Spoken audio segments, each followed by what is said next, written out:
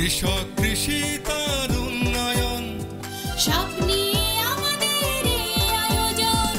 বাংলার কৃষি, বাংলার কৃষি, বাংলার কৃষি।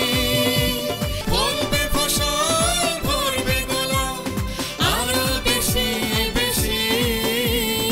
বাংলার কৃষি, বাংলার কৃষি, বাংলার কৃষি, বাংলার কৃষি, বাংলার কৃষি। সুপ্রিয় দর্শক, বাংলার কৃষি অনুষ্ঠান থেকে শুভেচ্ছা জানাচ্ছি। কৃষি তথ্য, প্রযুক্তি ও পরামর্শ নিয়ে আমাদের প্রতিদিনের কৃষিভিত্তিক এই আয়োজন বাংলার কৃষি। কৃষক ভাইয়েরা, আমাদের আজকের অনুষ্ঠানে দেখবেন মাঠ ফসলের করণীয় সম্পর্কে একটি মাঠ প্রতিবেদন এবং সেই সঙ্গে থাকছে কৃষিভিত্তিক নানা রকম তথ্য ও পরামর্শ। অনুষ্ঠানের শেষাংশে থাকছে প্রাণী সম্পদ বিষয়ক প্রতিবেদন। শুরুতেই মাঠ প্রতিবেদন।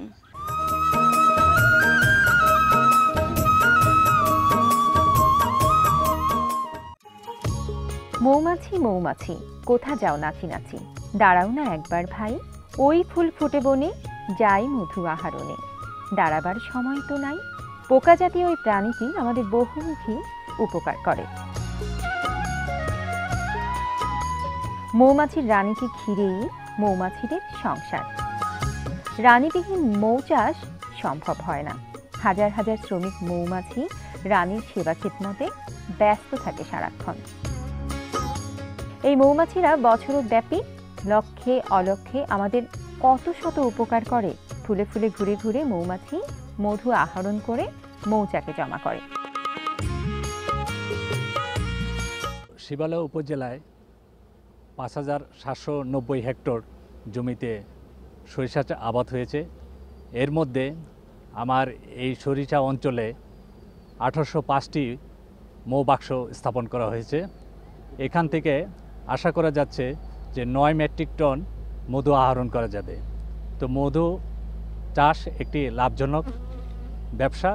যদি কৃষকরা অধিক পরিমাণে আগ্রহী হয় তবে এর টেকনোলজি ব্যাপারে যদি আরও বেশি সম্প্রসারণ করতে পারি আমরা, তাহলে অধিকাংশ কৃষক আরও সফলভাবে মধু আহরণ করবে।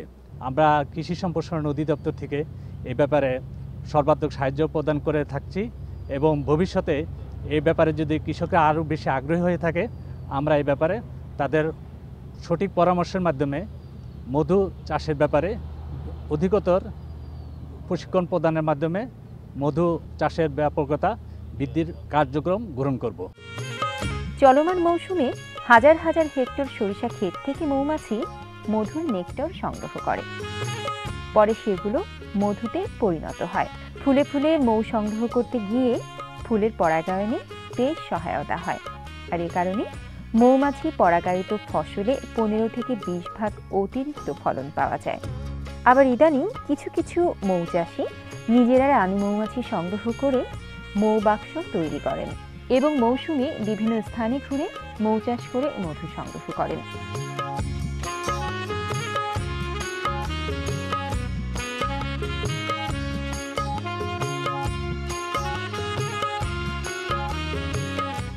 যেখানে যখন ফুল হয়, ফুলের জৈবন আসে আমি সেইখানে যাই। এইখানে প্রতি বছরে আমি আসি এই সর্ষের মাঠে।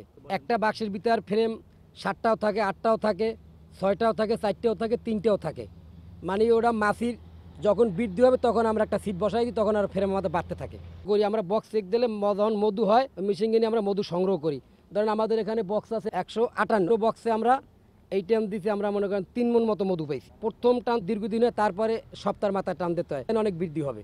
এতে খরচ তেমন হয় না, কিন্তু লাভ অনেক হয়।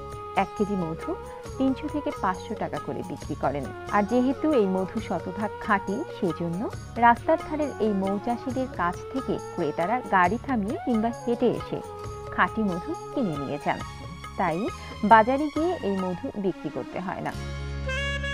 সরিষার মৌসুম শেষ হলে ধনিয়া, তিল, তিসি, লিচু, আম বা অন্য কোনো ফুলবাগানের কাছে মৌচাষীরা চলে যান। সেখানে গিয়ে আবারও সাময়িকভাবে স্থাপনা গড়ে তুলে নতুন করে মধু সংগ্রহ করেন। এভাবে এই মৌমাছিকে নিয়ে তাদের নিত্য বসবাস। মানিকগঞ্জ জেলায় এবছরে আমরা ৪৪,০০০ হেক্টর জমিতে সরিষার আবাদ করেছি। এর মধ্যে 46% জমিতে আমার বাড়ির 14 জাতের সরিষার আবাদ হয়েছে। মানিকগঞ্জ জেলায় আমার বিভিন্ন উপজেলায় এ পর্যন্ত 19টি স্থানে এই মৌমাছির বাক্স মৌ কলোনি দ্বারা সরিষা ফুল থেকে মধু আহরণ করা হচ্ছে এবং প্রতিটি কলোনিতেই আমি দেখেছি যে এটা আসলে খুবই একটা হাইটেক একটা প্রযুক্তি। কারণ এখানে সরিষার ফুলে তো মধু থাকে না, সরিষার ফুলে থাকে নেকটার।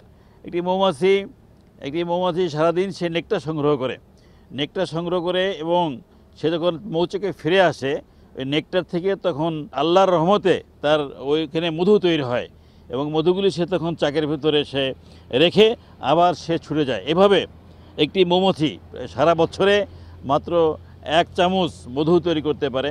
এ পর্যন্ত প্রায় 3100 বাক্স আমার মানিকগঞ্জ জেলার এই 19টি পয়েন্টে ইতিমধ্যে বসেছে এবং সেখান থেকে আপনার প্রায় 3 টন মধু তারা প্রথম গ্রাইন্ডিংয়ে তারা তৈরি করেছে। এভাবে তারা 6 সপ্তাহ যাবৎ মধু সংগ্রহ করবে। তাতে আমার মানিকগঞ্জ জেলায় প্রায় 50 টন মধু উৎপাদন হবে বলে আমি আশা করছি। বাংলার কৃষি, বাংলার কৃষি, বাংলার কৃষি। শুধু দর্শক দেখছিলেন প্রতিদিনের কৃষিভিত্তিক অনুষ্ঠান বাংলার কৃষি। আপনাদের এই সময়ের করণীয় সম্পর্কে জানাতেই আমাদের এই আয়োজন বাংলার কৃষি। সঙ্গেই থাকুন। এখন দেখবেন প্রাণী সম্পদ বিষয়ক একটি প্রতিবেদন।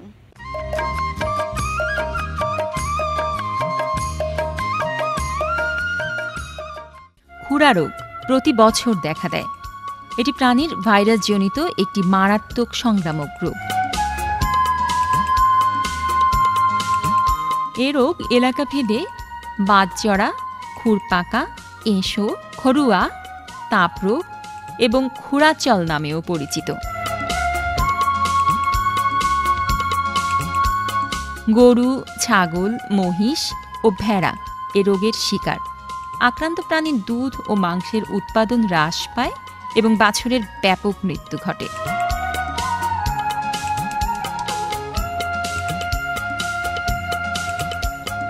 প্রাণী সম্পদ গবেষণা প্রতিষ্ঠান মহাখালী এ রোগের টিকা উৎপাদন করে যাচ্ছে।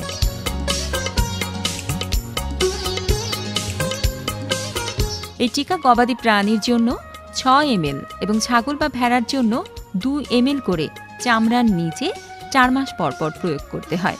তবে প্রথম ডোজের 21 দিন পর বুস্টার ডোজ প্রয়োগ করলে প্রতিরোধ ক্ষমতা বৃদ্ধি পায়। গরু ফার্মে সবচেয়ে বড় এফেক্টেড হলো যে খুরা রোগ যদি একবার গরু ফার্মে ঢোকে তো সেই ফার্ম শেষ। তখন এই ব্যাপারে ডাক্তার আমাকে যথেষ্ট খুরা রোগের ইনজেকশন ভ্যাকসিন আপনি আমাকে সরবরাহ করা থাকে। এই ভ্যাকসিন দেওয়ার পর হচ্ছে কি আমার ফ্যানে রোগ মুক্ত থাকছে এবং অ্যানথ্রাক্স একটা ভ্যাকসিন আছে, সেটা বলা মাত্রই তার বছরে একবার দেওয়া লাগে। সেই অ্যানথ্রাক্স ভ্যাকসিনটাও তারা আমাকে সরবরাহ করা থাকে এবং আমি মনে করি যে অ্যানথ্রাক্স এবং খুরা রোগ এই দুটা ভ্যাকসিন যদি আপনি গভর্নমেন্ট যেইভাবে সরবরাহ করে এবং এই সরবরাহের ফলে যদি একটা ফার্মের মালিক নিজে মানে নিয়ম অনুযায়ী দেয় তাহলে ফার্মে কোনো এফেক্টেড হবে না এবং উন্নত মানের গরুও পালা যাবে এবং গরু রোগ মুক্ত হইতে মুক্তি পাওয়া যাবে বা রোগ বালা হইতে মুক্তি পাওয়া যাবে।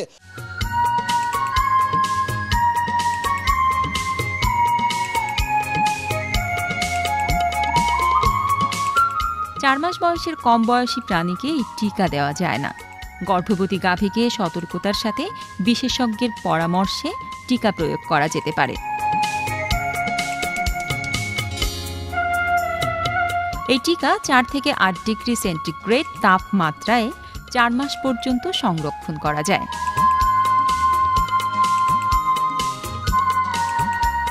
কোনো অবস্থাতেই 0 ডিগ্রি সেন্টিগ্রেড বা তার নিচের তাপমাত্রায় সংরক্ষণ করা যাবে না। এই টিকা প্রতি ভায়ালে যে পরিমাণ থাকে তা দিয়ে 16টি গরু বা মহিষকে অথবা 48টি ছাগল বা ভেড়াকে টিকা দেওয়া যায়। এই রোগের লক্ষণ হইল শরীরে তাপমাত্রা বেড়ে যায়, মুখে এবং পায়ে ঘা হয়। এটা সকল প্রাণীরই হয়, তবে খুরা বিভক্ত প্রাণীর, যে সমস্ত প্রাণীর পায়ের খুর বিভক্ত তাদের এই রোগটা হয়। এই রোগ ভাইরাসজনিত রোগের কারণে চিকিৎসায় তেমন ফল পাওয়া যায় না। আমরা সকল বয়সের গরুকে এই রোগের টিকা দিয়ে থাকি। খুরা রোগের টিকা নিয়মিত দিলে এই রোগ হওয়ার সম্ভাবনা খুবই কম থাকে। আর যদি কখনোই রোগ হয়ে যায় তাহলে আমরা শুধু পরিচর্যা করি, মুখ এবং পায়ের ঘা জীবাণুনাশক ঔষধ দিয়ে ওয়াশ করি এবং মুখে এবং পায়ে জীবাণুনাশক ঔষধ ব্যবহার করি। খুরা রোগের টিকা হাতের নাগালে একটু সতর্ক হলেই গবাদি প্রাণীর খুরা রোগ প্রতিরোধ করা সম্ভব।